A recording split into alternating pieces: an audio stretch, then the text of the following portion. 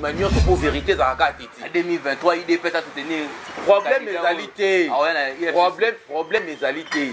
Mais il boye bakayango que ba rencontre nyon surtout ba sala kawana. Les alakaka pour na ba redynamiser. Ba redynamiser accord na bango, ba signer pour na konyoko la peuple congolais. Neto sozola nanga malamu. Soki omoni Kabila ke pati le modèle wana bomoni zakaka batiango officiel bakutanaka na bango mikolo nyonso surtout bazalaka na bango mikolo nyonso surtout bakendaka kolia esika moko bakendaka komela esika moko baza mutu moko omoni Kabila omoni Chilombo otumboli Chilombo otumboli Kabila otumboli Kabila otumboli Chilombo barencontre yango tozolinga to latisa yango elamba mpo kaka kamera na foto eyaki ntango bakutanaka eza basula makambo ya baintérêt na bango mibale bato mibale oyo bazwi mboka en otage Kabila na Chilombo bazwi mboka en otage na accord na bango wana bazwi mboka en otage la Chilombo aye akoti makambo ya Kabila o Kabila nda azwi Chilombo akoti na makambo na bango ozomona mais okozela siko Chilombo aya na changement na kati ya FCC ndenge nini il est de l'FCC akobima changement ndenge nini Les 097 78 43 186 non c'est là. Changement exact que oh pour ba comment traiter ba jaloux. Ah au lobby boy jaloux mais un masango ezokoma 3000 awa. Na biso na bango tozo mango 3000. Na bato bana pouvoir na bato bazana. D'ailleurs et bi que ezo sala passe na mutema omoni ancien collègue na yo bunda na ye azo prétendre que obozalaka ne moment na champ de bataille azo kanisa que aza na pouvoir mais otali chaussure de kwalati na pouvoir on no basko banani bandeko na biso tozalaka na bango te bandeko ni oyo bazwa pouvoir o bakanisaka bazwa pouvoir po pouvoir ezaka ya Chilombo na quelques cadres Kabila Joseph Kabila ndazo autorité morale ya bango mais baye bien ko bazo sala assemblée Jean-Marc Kabundi yazwa moi courage ayebisa bandeko ke baya totika non mais tout le monde Jean-Marc Kabundi dimanche passé à salaki moi meeting au ba commémorer ba mort au ba kufaki ya eza insulte ngana bengaki yango eza insulte par rapport ya eza insulte bandeko wana batumba na permanence wana si bandeko na biso toyebani bilongi bandeko na biso batumba bango na permanence bato batumba bango wana bazali baza pe bayebi bango bo identifier pe bango bato wana bazo baluka kala ba mituka bazo tamula tsanga mobimba bato wana no bokangi bango te or que les seules manières ya ko rendre bandeko wana hommage to kanga nanu bato wana to tie bango na boloko soki pe to wana pouvoir tokangina no batu wana totie bango na boloko ce qui est encore grave ba veuve na bango baza ti lelo bazali bayaka kuna na limete bana na bango babelaka ndaku na bango nzala babengana na bango ndia kobengana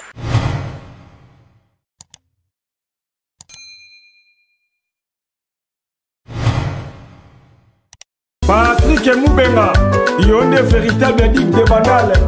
Bandal ne tombera jamais. Patrick Moubenga, Yonde véritable digue de Bandal. Bandal ne tombera jamais. MBK TV Moupé Pasika. Tout l'internaute vous s'abonner à MBK TV. Bienvenue dans notre émission Masolo Yabana Mboka où on reçoit les différentes personnes, des personnalités au Lobelaka, ce qui se passe dans ces pays.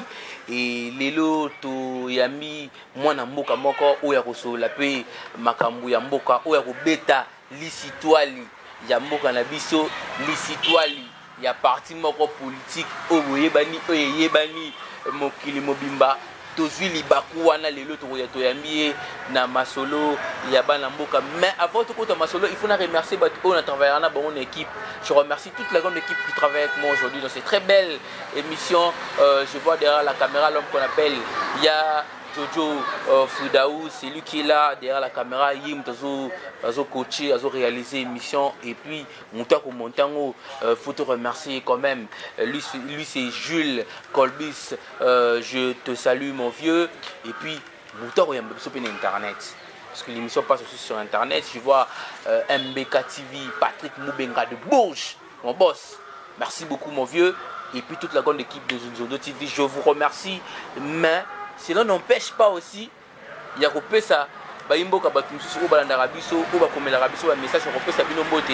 Binope Labiso, Topesi Binombote. Je te remercie Bino parce que vous êtes scotché, vous êtes en train de nous regarder. Merci beaucoup. Le temps, on a 3 sujets autres de débattre. Déjà rencontre il y a Joseph Kabila, le président honoraire, le chef de l'État Félix Antoine Tshisekedi. Bakutenaki dernièrement Awa, Basololaki. Et puis Toza Soussou, Tobeta Masolé à Goma. Fallait le chef de l'État qui à se rendre à Goma. Mais la dernière minute, tout le monde est chef de l'État à qui se soutient. Pour autant la peine image, qu'est-ce qui s'est passé à Goma? Parce que TV pèse à Ranango radio, Internet pèse à Ranango pour les. Et puis Torobeta Kitani a eu 2 PS. C'est ça le 3 sujets qu'on va débattre aujourd'hui dans cette très belle émission Masolo Yabana Mboka. Comme Bozo Mona, moi Mboka Zapembe Nangai Awa, Nakoti Seba Moko à répondre na Ntuna Nabiso. Moi Mboka Katumba Rigobert, c'est ça. Et non, expliquez Biso, Nani Ozali, qui tu es, Baimboka Baota Layo, Baye Bayo, Sozanani, et puis tu continues l'émission. Merci pour la parole. Ndeko Katumba Nengo Moni Katumba Boy Katumba za combattant. Combattant IDPS. Et à tous là qui surtout na famille Mobimba. De Katumba là qui combattant ou na bande ko épaté. Rien que pour naka ko bundela mboko ya biso République démocratique du Congo, pembeni ya des faits président de Etienne Tshisekedi wa Mulumba.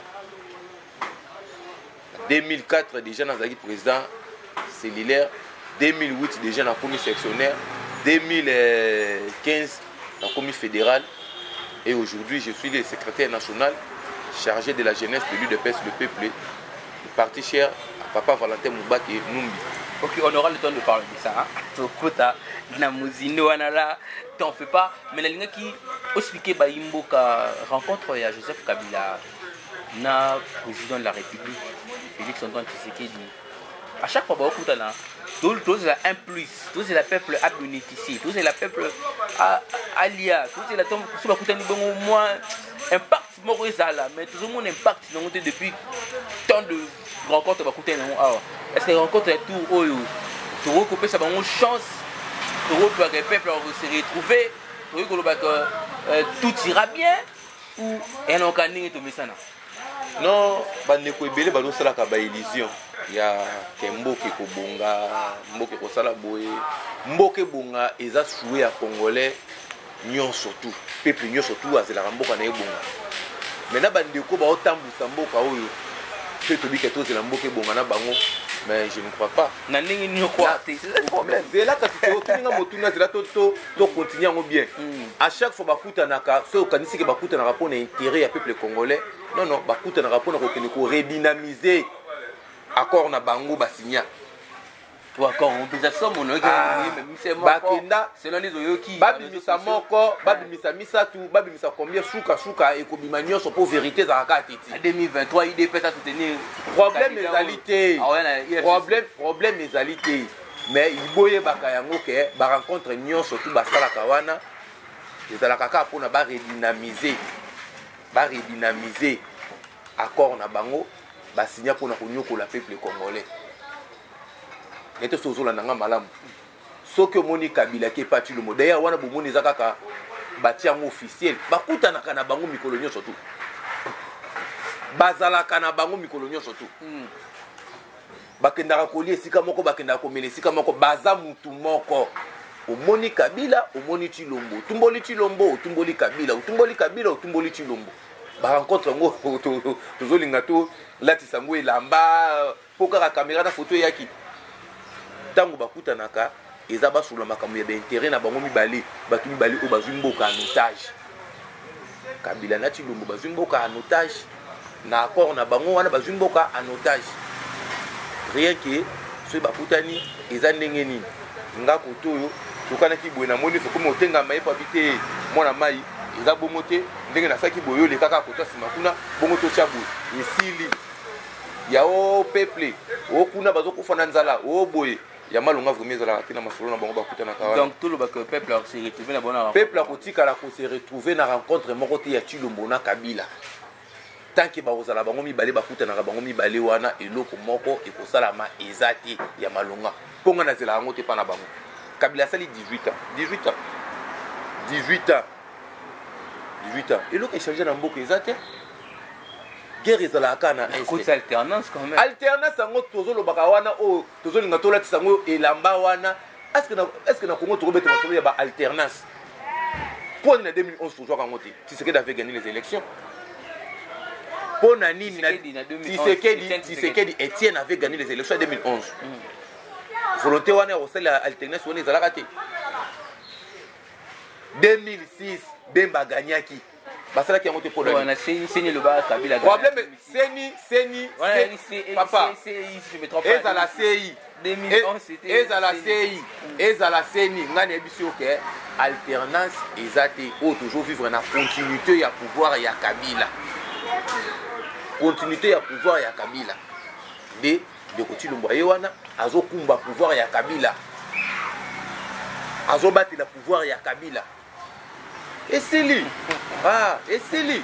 D'accord, okozela nini siko okozela nini maladi oyo déjà bakatelaki moninga lokolo kuna yo pe bandio na lokolo okomi kozelo yange kokoma na genou te bakolongola te et yo pe lokolo kokata na kaka lokola Tshilombo ye akoti makambo ya Kabila o Kabila nda zwi Tshilombo akoti na makambo na bango ozomona mais okozela siko Tshilombo aya na changement na kati ya FCC ndenge nini il est de l'FCC akobima changement ndenge nini les 097 78 43 186 non c'est là changement exact que oh po ba comment traiter ba jaloux o lobi boye jaloux mais er masango ezokoma 3000 awa na biso na bango tozosoma ngo 3000 na bato bana pouvoir na bato bazana d'ailleurs ebike ezosala passe na mutema omoni ancien collègue na yo bunda na ye azo prétendre que obozalaka ne moment na champ de bataille azo kanisa ke azana pouvoir mais otali chaussure de kwala tina pouvoir on no basko banani bande ko na biso tozalaka na bango te bande ko ni oyo bazwa pouvoir o bakanisaka bazwa pouvoir po pouvoir ezaka ya Tshilombo na quelques cadres vous comprendre mais mabe moko osala base azoisa bango vérité te faut que bango vérité bana mai botika botiaka makelele botika kofingra Kabila na ngai na bino toza batu ya FCC donc autorité morale ya Kabila ya Tshilombo Kabila autorité morale ya bakombata nyonso yo ba marchaka wana Kabila bawela kani c'est fait la révélation c'est très important baimbo combattant na mokili bimba ndeko to yambi pour la yé, ça n'engage que lui, hein. Pour la yé, autorité morale, il y a UDPS, il y a Batutu, il y a l'humité, il y a Cash, il y a parlementaire debout. Bango nyon surtout. De autorité morale, il y a FCC Cash, Isa Kabila. Joseph Kabila, dans l'autorité morale, il y a Bango. Mais bah, il y a bien l'Assemblée. Jean-Marc Kaboundi a moins courage, à Ebisa Bandego, il y a tout tika. Non, mais tout le monde Jean-Marc Kaboundi dimanche passé. Salaki moi meeting au ba commémorer ba mort au ba kufaki ya eza insult ngana bengaki yango eza insult par rapport ya eza insult bandeko wana batumba na permanence wana si bandeko na biso toyebani bilongi bandeko na biso batumba bango na permanence bato batumba bango wana bazali baza pe bayebi bango bo identifier pe bango bato wana bazo baluka kala ba mituka bazo tamula tsanga mobimba bato wana no bokangi bango te or que les seules manières ya ko rendre bandeko wana hommage to kanga nanu bato wana to tie bango na boloko soki pe to wana pouvoir to kangi nanu bato wana to tie bango na boloko ce qui est encore grave ba veuve na bango baza ti lelo bazali bayaka kuna na limité bana na bango babelaka ndaku na bango nzala babengana bango ndia kobengana bato bengana ba mama wana. Ok, je pense que pour il y a 10 minutes il y a pouvoir. Il y a sujet où les pouvoirs ça se sent, les pouvoirs ça se voit. Ok. D'accord, merci beaucoup de côté un deuxième sujet nabiso mais Touzeli moi na mboka chef de l'État Félix Antoine Tshisekedi na Goma.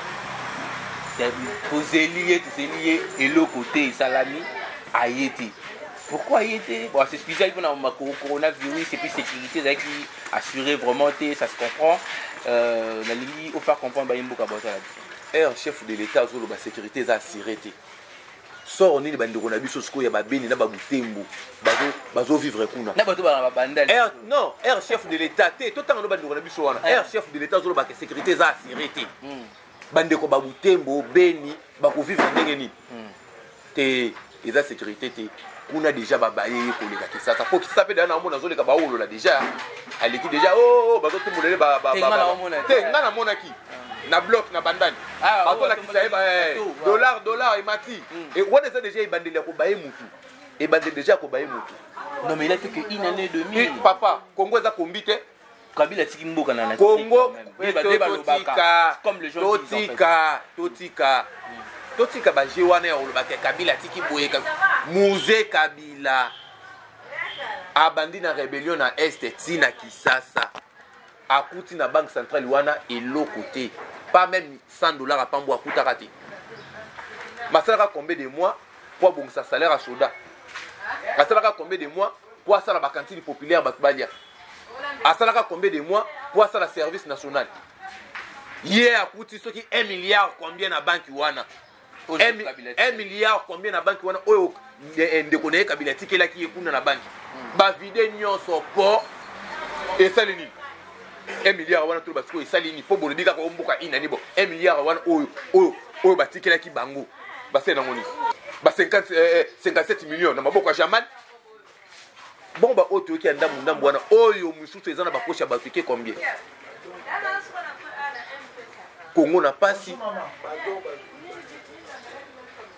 Congo to na pasi bazui pe na bambongo libanda ba défi bambongo libanda effet na ngona terrain ezomona na te peuple ya au moins biso na IDPS te l'homme de IDPS na na IDPS ya mon frère na peso koma parti na ngati aux hommes de IDPS banda na IDPS on zela ngana bisayo banda na bota mama na ngatianga na mokili oyo na dira parti bo moko kombo nango IDPS pe naza na parti kaka wana kombo nango IDPS bato ebele bazo comprendre te po kombo ngo ya IDPS komi solo bato balingo yo kango te po kombo ya IDPS komi solo bato bakomi IDPS kombo solo eza bandeko na biso ya limité na IDPS ba traître bazalaka ti tozalaka pena ba traître na IDPS ti saka di basali IDPS bazalaka 13 parlementaires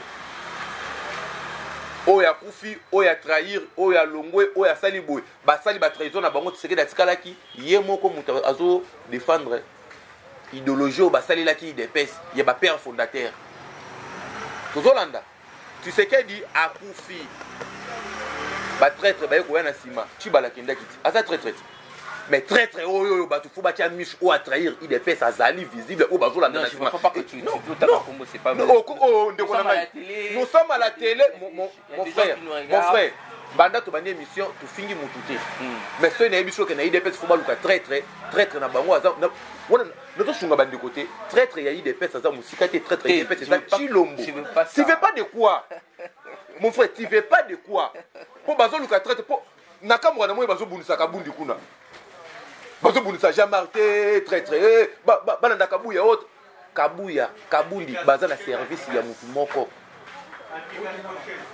Chilombo mais bango bosa na musala o bazo senga bango basa non mais UDPS la raison dans la posa ça à s'exprimer na ro s'exprimer c'est là non zala na posa pour s'exprimer il faut s'exprimer po wana to bandaka koloba mais soki mutu a trahir lokola badi banga trahiraka to bengaka traître chibala trahiraka to bengaka traître siko ya Chilombo to benga traître eza mabe mais ngana ebiso ka trahir pour on est sûr que naza fils maison là il là comme pas ça IDPS il kaka ibando luka 37 ans pouvoir bando luka na 37 ans ya opposition bando luka pouvoir Etienne Tshisekedi pendant tout ce temps là parce qu'il tourne au pouvoir mais le fils ton aïe après si bango pouvoir au bando luka même quand même faut vous féliciter au moni IDPS tout cas la politique jamais pour le pouvoir pour les pouvoirs. Moi, je pouvoir oyo ti le moisin nango lelo. eza ba pouvoir oyo bande ko na mesa Tshisekedi mbale belé pouvoir oyo kozala na intérêt ya peuple té pouvoir pour les pouvoirs oyo et ya na mesa Tshisekedi ata 32 fois tant que papa na biso ya molimo Tshisekedi bando ko mona ke oyo intérêt peuple ça té abando ko benga nango yango na Félix azo benga ndesikoyo ndeko na biso Antoine Félix Tshilombo abando ko ba papa zo lekisela biso yeka peuple so il faut qu'on joue plan wana photo jouango kaka biso pe photo sala ba kombo toko mapelo kola ba kengo toko mapelo kola ba mozito toko mapelo ba somba na ba panama et bazui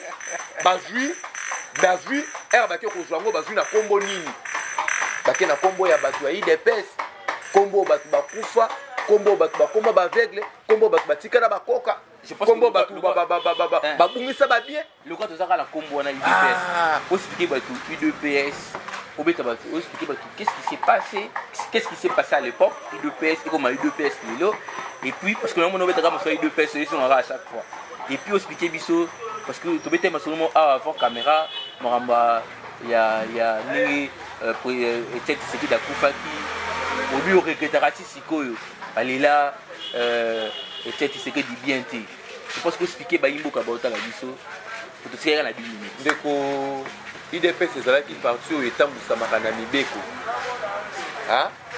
parti oyo etambusamaka na mibeko parti politique nyonso ezalaka na mibeko likundi nango babengi statut na règlement d'ordre intérieur après décès ya Tshisekedi batikalaka korespecte yango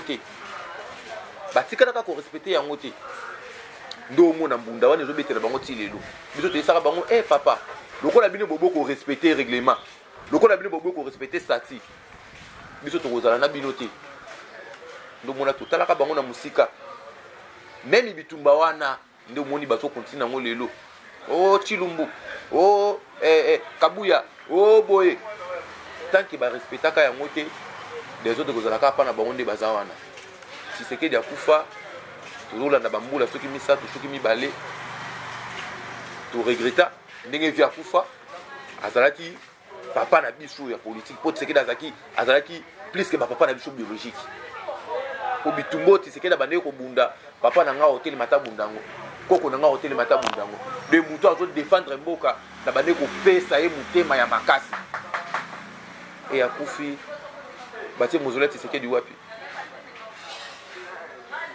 Tshisekedi akufi tozoluka esika kokunda Tshisekedi Kabila président de la République IDPS esengi ba place kokunda Tshisekedi 4 places Tshisekedi aza parmi ba premier juriste ya Congo tosengaka espace moko na parler de la justice wana tokunda Tshisekedi Kabila boy wala nanga malamu tolobi bo aza parmi ba premier parlementaire à Congo tokunda na parler du peuple Kabila boy bon asali vie politique na ye mobimba na limité bo pesa biso place commerciale wana na 7e rue wana tokunda Tshisekedi Kabila boy to revenir même tokunda ye kaka na lupangu na biso wana ya permanence wana o Tshisekedi asombaka Kabila boy Kabila kii ndenge ba biso kii akii baye kuya na wande babeta alisolo wana ndenge zalaki o menga nazo betolo ndenge zalaki te ngana zo betolo ndenge zalaki Kabila kii ndenge baye saka biso kii baki ko jouer bembe soit disait ebembe o bayaka na ngwa ponga na mone bembe te po na ngana ebike ebembe Tshisekedi yati bayaka suna ba ville brequin ya Peugeot soki ya mutuka nini yango ya ba français balobi bayene ebembe baki sala mozela Tshisekedi wapi mozela ngo oyo baki kotela Tshisekedi wapi kaka place oyo Kabila apesaka kuna na suka mboka kuna okenda bandundu déjà okenda bandundu ndeko de nzela bandundu donc oleki kinkole ozokende cimetière ya nécropole moi espace moko wana babimisela ngo pe 10 millions hôtel eloko babeti wana okanisa ndako nzambe ya neyo 10 millions ebimi comment c'est fait mutu c'est bo trahir rien à nous bozo sakana suna ebembe nayi masolo kutuna non mais pourquoi on y mettait que bimbe ya tomona te zelani expliqué o te ngai katumba namoni ebembe wana te cercueil oyo batiaka Tshisekedi na Belgique biso tu tomonaka yango tozalaka na batelefone na Android na Belgique bafungolaka ebemba Tshisekedi namonaka ve ndenge afazi na cercueil ebembe ya tozwi temps inani ebembe yaka te na Belgique ebembe na bino soki esali 8 mois bakundi yango se renseigné na Belgique ebembe na bino soki esali 8 mois place babombaka yango babimisi yango bakundi yango po bokende kozwa ebembe na bino bodetere yango bokende ngo na mboka na bino fo 10 ans après oyo bayele biso ebembe na bazwa wapi ebembe oyo bango bayaka nango soki ya mwana popi soki ya nani bazwaki ebembe wana wapi donc pour yo on faire croire biso quoi cercueil oyo tomonaki na Belgique yango ekiti na avion te na aéroport Antille oyo ekoti na morgue ya cinquantenaire mususu oyo ezobima mususu non mais totika maseki récemment awa kaka lobi awa na uti oleka koto yango bakende okunda ye wana kote bakende okunda biloko na bango bakende okunda kuna soki biloni bakunda kuna namoni corbière yango etemi kuna mosika curiosité mpe kaka na mati likolo ya mutuka moko ezalaki wana namoni corbière yango etelemi mosika kuna na cercueil kaka na kati banda bakenda nango kuna nano bakite cercueil te banda bakendaka kuna to bakitaka cercueil te et puis nga na biso ke bembe yaka te pourquoi omoni yana vandi na télévision avion ezosala tour ekita mais miso bimi ngai na olela na ndako na binga batu wana nokevanda na bango te nakolela vie na pale avion ekiti baluki baobendaka eloko wana oye mawa nyonso nazala nango na motema esili okanisa baesinga olela nini ah oui okanisa batunga ma olela nini mawa nyonso nazala na motema po eloko eza na kati wana te olela nini bakishi basalaka te bakishi basalaka bakoko basalaka oza moto ya UDPS ozoboyaka nyonso tu oza moto ya UDPS ya nini finalement naza moto ya UDPS ya solo oyo edefendaka bavaleur parlementaire debout parce que parlementaire debout tisika ozoboyaka makambo nalobi parlementaire debout wana oyo lelo bazofingaka baparlementaire debout wana baparlementaire debout mpe babunda baparlementaire debout babunda soko omoni parlementaire debout azotia bango makelele wana veut dire ke azocomprendre te et puis combattant bakosaki libela te omoni opposition obiso tozosala opposition te opposition ebandaka na 10e iri wana omoi bandeko wana bakosaka bango wana boya na CV bana bato baye na ba CV na ba $20 CV $50 bakongoli ba CV ya bana bato na bambongo kopesa te toi tu t'imagines ngai combattant na bunda na parti toujours pouvoir pone na CV na nga ne su na $20 bandeko bakufa wana nazwi biso kutuko nzambe asalanga grâce na kufa te po lelo mama na ngai linga regrete lobaka mwana ngai linga kufa pamba donakende mai ngai namona ndeko na ngai misa na ngai akufa na boulevard du 30 juin Serge Lukusa tozokende kodefendre tozoluka kaka serveur central na CENI Serge Lukusa babete masasa akufi kanyama kaka o kanyama mais je comprends pas ce que kanyama zela kanyama oyo bazana chilombo lelo te kanyama oyo kaka kanyama toke ko bimisa bemba ndeko wana tolobi lokola kufaki na CENI tokobeta ne bebe wana tour kotwa CENI après toke na ye na permanence na biso toke nokolela ye kanyama abotola ebembe wana ya Serge Lukusa qu'il se repose en paix azwe bembe wana ake kotika ngo na ndako ya bandeko wana bavandaka bandako vanda na Prince de Liège atiki siko ebembe ndenge nini cercueil ya mutu cercueil IDPS asomaki na mbongo na ye IDPS na biso ya opposition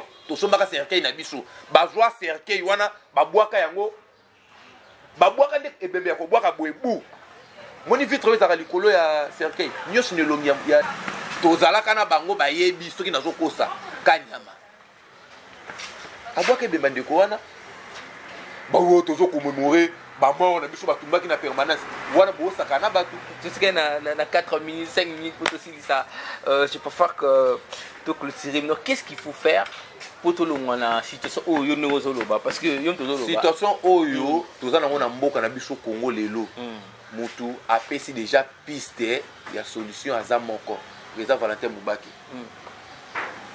les seuls eux l'unique fils politique ya Etienne Tshisekedi wa Valentin Mubaki devant le ezali o tozalaka batu ya batu te nga za mutu Mubaki te naza mutu ya IDPS na président nga Valentin Mubaki tozolanda kaka vision na idéologie parce que je me rappelle à l'époque Valentin Mubaki on que bola na bien surtout on était opposition vrai dauphin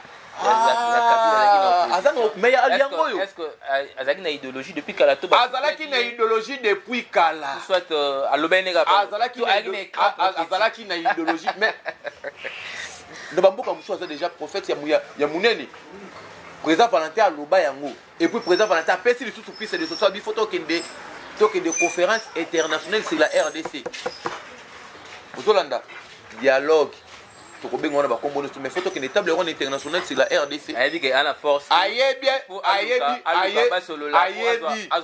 na lobby président Valentin Mubaki ndako sisa makambo o nyonso na akosisa papa kobima na nzela biso ni mutu tobimaka mponga netingaka tumaboye naza mutu balabala siko na IDPS de pepe nazanga moko te tozebele mon frère omoni bande ko alimenter tant que ba comprendre te ba yakati to yamba bango bamsu ba démission bazo zonga na malembe sokeka yaya kuna lokuta kuna kabila kana azo contrôler makambo nyonso tu bazo yaka po combattre bakosa ke libela te okokosa lelo okosi lobby okosi lelo CV quand même basengi ba CV etonda bureau ya Jean-Marc Kabundi batumbi na kotumba bando kosa bango bosi la gouvernement bimi kabila 75%. Bosi la ba nommé ba mandataire kabila 75%. Bokozelisa bango lishuni bokozelisa bana batu nini c'est peut-être remaniement ko sala mabako yaya kombata bakosa ka libela te kombata le balanga ya suki eza congolais azala vigilant bande ko alimenter bazala vigilant botimbela traître onga na tangeli bino kombo yewana po biso to timbela kai déjà liboso ndo mona to kenda makambo na yete voyez un peu jaloux, bon, on va voter. Jaloux. Qui fallait que la présidente et le PS. Non. Même pas. Ceux qui t'ont respecté, qui ont mis Koli Kondi à IDPS. Tu ne peux pas Azaki candidaté. Aïe pe na candidature, il faut gagner. Tu mettez les maboko. Mais parce que même congrès comme. Congrès wana nana ngo a convoqué Kiango. Tout n'a pas voté. Ouais, convoqué congrès, on a Azara na pouvoir convoquer congrès.